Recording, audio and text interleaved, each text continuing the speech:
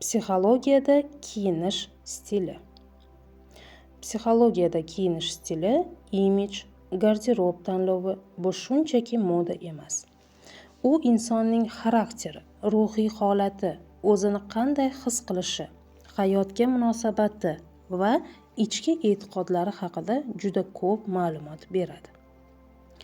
Kiyinish ichki dunyoning tashqi ko'rinishi.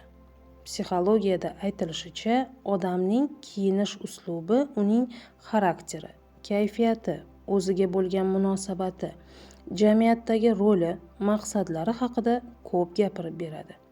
Kiyim bu tansiz til, ya'ni odamning tashqi signali.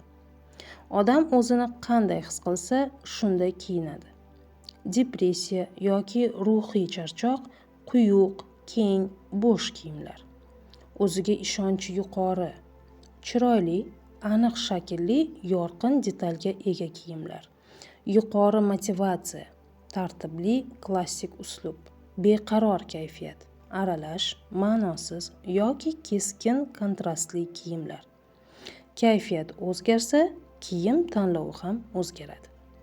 Kiyim orqali odam o'zini boshqalarga tanishtiradi.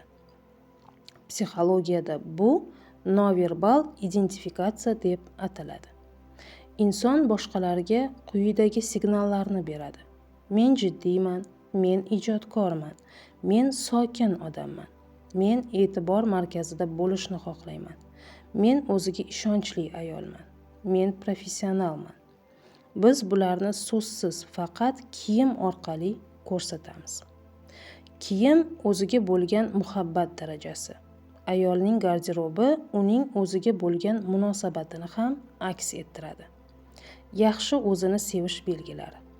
Toza tartibli kiyim, o'ziga to'g'ri o'lcham, sifatli matolar, mos ranglar, xushbo'y hid. Past o'zini qadrlash belgisi. Juda keng kiyimlar bilan tanani yashirish. Sifatsiz, arzon, tasodifiy kiyimlar. Beparvo yoyilgan obraz. O'lchamsiz, mos kelmaydigan ko'ylaklar.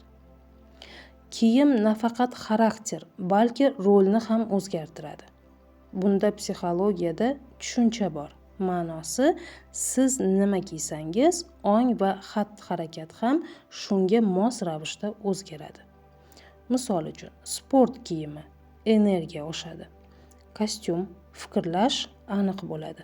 Ofis stili mas'uliyat kuchayadi. Nazokatli kiyim ayollik hissi oshadi. Bejirim atlas yoki ipak noziklikni kuchaytiradi. Shuning uchun ko'p ayollarda go'zal kiyim kiydim, kayfiyati ko'tariladi, effekti bo'ladi. Kiyim orqali yaralgan himoya. Ba'zi ayollar yoki erkaklar kiyimni psixologik devor sifatida ishlatadi. Masalan, juda yorqin kiyim, ichki bo'shliqni yashirish, qalin liboslar, o'zini himoya qilish. Logotipli, brendli kiyimlar, o'zini qadrlash yetishmasligi. Qora kiyimlar, hislarni yashirish. Bu ong osti himoya mexanizmlaridir. Kiyim orqali o'zini shifolash. Psixoterapiyada imij terapiya degan yo'nalish bor.